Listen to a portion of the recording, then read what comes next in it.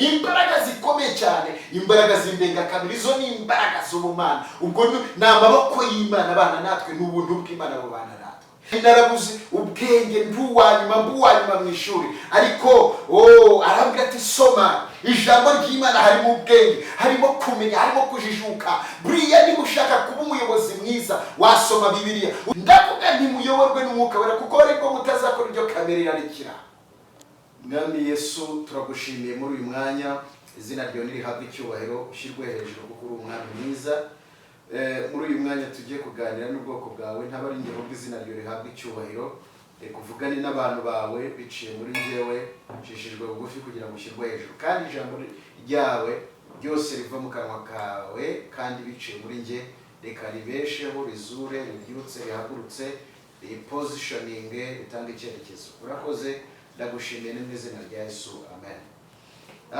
Inshuti bakundwa bene data, rero ndabashubije mu izina rya Yesu. Amahoro y'Imana bane namwe, ubuntu bw'Imana bane namwe, aho muri hose mugubwe neza. Muri uyu mwanya ngiye kuganira namwe, turakomeza ni part 3 cyangwa se icyiciro cya gatatu cyo kuganira imikorere y'Umwuka Wera n'imikoranire y'Umwuka Wera n'abantu. Hallelujah. Ngiye kuvuga ibintu bikomeye cyane, ndagira ngo bikurikirane ubuzima bwawe n'ubusigara nk'uko bwari bumeze. Reka dusome ijambo ry'Imana mu Bagalati ibice byaho 5 n'umurongo wa 16. Haravuga ngo ndavuga nti muyoborwe n'Umwuka, kuko aribwo mutazakora ibyo kamere irarikira. Ndavuga nti muyoborwe n'Umwuka, kuko aribwo mutazakora ibyo kamere irarikira. Nukuvuga iki? Bundi mu buzima busanzwe umuntu wese kamere imugiraho ububasha. Kamere ibishaka gukora ibyayo. Uyu mubiri hari ibyo wifuza, hari uko waremwe, hari uko umeze, hari uko usa. Rero hari ibyo ugusaba akenshi binyuranyije n'ubushake bw'Imana. Ariko Pawulo yandikira Abagalatiya aravuga ngo ndavuga nti nimuyoborwe n'Umwuka, kuko nibwo mutazakora ibyo kamere irarikira. Kuko kamere irarikira ibyo Umwuka yanga, kandi ibyo Umwuka yifuza nibyo kamere yanga. Urumva ni vice versa. Umwuka ibyo akunda kamere irabizira, ibyo kamere ikunda Umwuka arabyanga. None umuntu yabasha gutungana gute? Kandi umuntu yabana n'Imana gute? Ko bisaba kugira ngo umukristo agaragarweho ko kuba Kristo, agaragarweho ko yitirirwa Kristo. Ni gute watsinda umwanzi? Ni gute watsinda isi? Ni gute watsinda kamere? Uyu mubiri urashukana cyane. Burya umuntu ushobora gutsinda umubiri aba yatsinze ibintu byose. Nta kindi gishobora kudushoboza, nta kindi kizagushoboza ni Umwuka Wera. Praise the Lord. Umwuka Wera wenyine niwe uzakubashisha, niwe uzagushoboza akakubashisha. Bibiliya iratubwira mu Baroma twarasomye ushize ngo abayoborwa n'Umwuka Wera bose nibo bana b'Imana. Ntushobora gushika ku mwuzuro w'ubumana, ntushobora gushika kuba wakwitwa umwana w'Imana udafite Umwuka Wera. Umwuka Wera wenyine niwe ugushoboza kugira ngo ubashe kuba umwana w'Imana, ugende muri iyo nzira, ugende muri icyo cyerekezo, utabashije guhungabanywa n'umuraba n'imiyaga cyangwa se ngo isi kugireho ububasha. Umwuka Wera rero arakenewe mu itorero, arakenewe mu bantu. Iyo Umwuka Wera ari muri twebwe, dukora ibyo Imana ishaka, tugenda uko Imana ishaka, dusaba nk'uko Imana ishaka, twifuza nk'uko Imana ishaka. Iyo Umwuka Wera, ndagira ngo ahantu uri usaba Umwuka Wera kuzeho, ubwira Umwuka Wera uti ngwino mu buzima bwanjye, kuko Umwuka Wera nagera mu buzima bwawe, breze grona skora vradiga, Umwuka Wera nagera mu buzima bwawe, ntabwo amateka yawe asigara nk'uko yarameze. Nabahaye ubuhamya, nkomeza ngenda manosheraho gato babwira ukuntu Umwuka Wera yanjeho. Umwuka Wera amaze kungeraho, ubuzima bwanjye ntibwasigaye nk'uko bwari bumeze. Ntabwo nakabaye nicaye hano ngewe, ntabwo naringwiriye. No kuvuga ngo ntabwo ndi wa muntu wari ukwiriye kuba shobora kuba ndahanga. Amateka niyo binyemereraga, ariko kandi ndahari kandi nzagera n'ahandi kure. Kubera iki? Kubera ko Umwuka Wera washaka konja awazangeza hose. Umwuka Wera iyo umuhaye icyicaro mu buzima bwawe, aguhuza n'abakomeye, akwicaza ku ntebe zikomeye, akugeza ahakomeye. Pradagiya Ronestar. Ndashaka kugira ngo mwene data uri kunyumva, umurage ukomeye cyane, n'uwo kubana n'umwuka wera. Umurage ukomeye cyane n'uwo kuyoborwa n'umwuka wera. Ndavuga ntimuyoborwe n'umwuka wera kuko ariko mutazakora ibyo kamere irarikira. Uzagwa nk'abandi nutagira umwuka wera, uzaba nk'abandi nutagira umwuka wera, uzavuga nk'abandi nutagira umwuka wera, uzabaho nk'abandi nutagira umwuka wera. Ariko nugira umwuka wera Bibiliya iravuga muri ubwoko butuye ukwabo, muri shyanga ryera. Aba bantu bavugwa ni abantu bafite umwuka wera. Aba bantu bavugwa ntabwo ari abantu basanzwe, ntabwo ari abarimo bose, ni abantu bamurikiwe, abantu bamurikiwe, abantu bavutse ubwa kabiri. Mwumvise uburyo Yesu yabwiye Nikodemo ati utavutse ubwa kabiri ntushobora kwinjira mu bwami bw'Imana. Ni ukuri ibyo Yesu yavuze, ugomba kuvuka ubwa kabiri ukabyarwa n'amazi n'umwuka. Ni ukuvuga ngo ijambo rikakubyara kandi ukabyarwa n'umwuka. Iyo umwuka wera yaje muri wowe afata ya makakama yose, y'amakahe, kwakurura kose kwari kuri muri wowe, kwa kwishyira hejuru, bya rwango, bya bibi byose akabikubita hasi. Haleluya. Ndibuka hari igihe nari mfite ibitutsi by'abashumba byaranze kumvamo. Hari ukuntu najyaga ngira nyine y'amaterime ya gishumba n'umuntu waragiraga inka. Byaranze kumvamo, ariko ngavuga ngo Mana, ibi bintu ndashaka kugira ngo bitangumamo, bikambuza ijuru, bitatuma nazabona ubwami bw'Imana. Umwaka urashira, undi urashira, byavuye mu mwuka wera hageze. Umwuka wera amaze kungeraho nibwo bya bitutsi byavuyeho.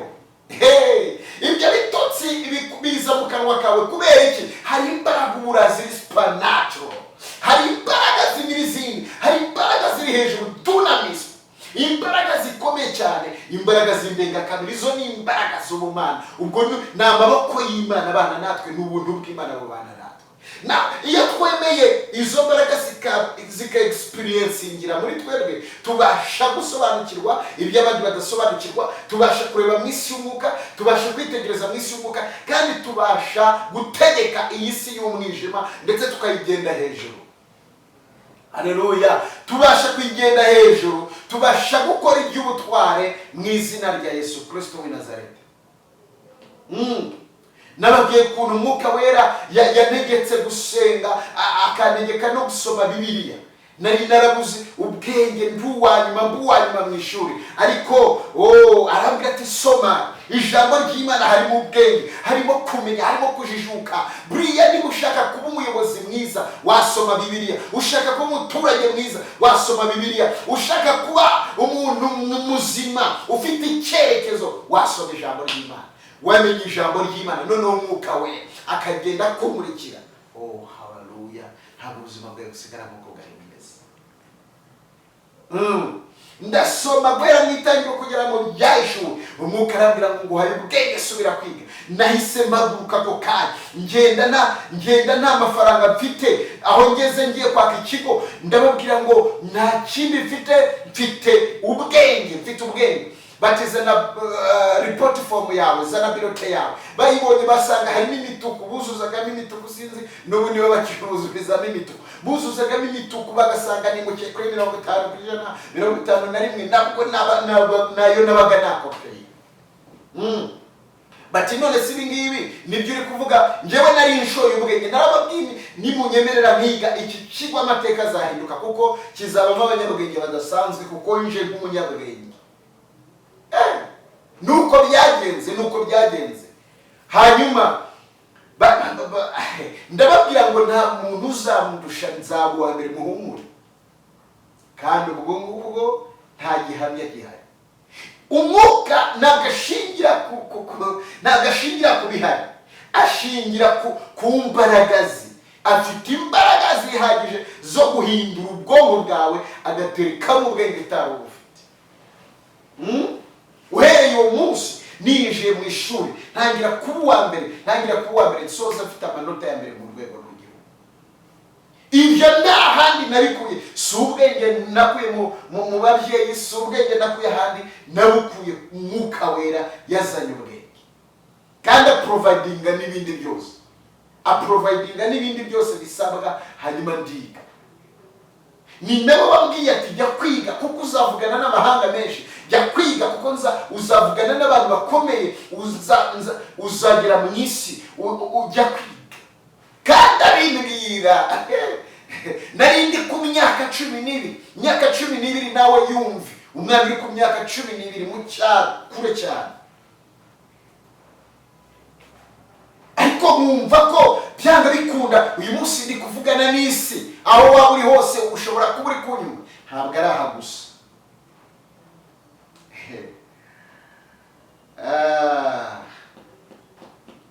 Umwuka wera abasha gukora ibikomeye cyane. Ndagira ngo mubwire ko umwuka yakomeje kubana nanjye, akomeje kugendana nanjye. Ndagira ngo iyo ntaza kugira umwuka wera nawe ntabwo ubunzi. Nta kindi buri muntu ufite umwuka wera ni igisubizo cy'abantu benshi. Urakenewe cyane kugira ngo wuzuye umwuka wera mu muryango wawe, urakenewe mu itorero. Umunyetorero wuzuye umwuka wera, ufite umwuka wera biroroshye kumushumba. Umushumba wuzuye umwuka wera biraryoshye kumushumba. Hi precious Lord, biraryoshye cyane gushunga n'umushumba wuzuye umwuka wera, kuko azi igikwiriye n'igihe gikwiriye. Icyo ukeneye umwuka wera. Ndaguhamagarira kugira ngo umwuka wera umuhe umwanya muri wowe. Noneho hari kugira umwuka wera, hari no kwemera kuyoborwa n'umwuka wera. Emera umwuka wera kuyobora, emera ugendane n'umwuka wera. Ijwi ry'umwuka wera ujye uritega amatwi, uryumve kandi uryumvire, kuko abayoborwa n'umwuka wera nibo bana b'Imana. Ibyo ukwiye kujyamo byose ukwiye kuba wayobojwe umwuka wera. Ugomba kuba umwuka wera ari we wakuyoboye. Nibyo byiza, nibyo bigufasha. Biraba successful ibyo ugiyemo niba umwuka wera akuyoboye. Hanyuma Pawulo abwira Abakorinto, arababwira ngo nimuzi ko imibiri yanyu ari insengero. Iyi mibiri ariyo igira kamere, ni insengero z'umwuka w'Imana. Burya umwuka w'Imana akorera muri twe, ari muri twebwe, turi urusengero rwe.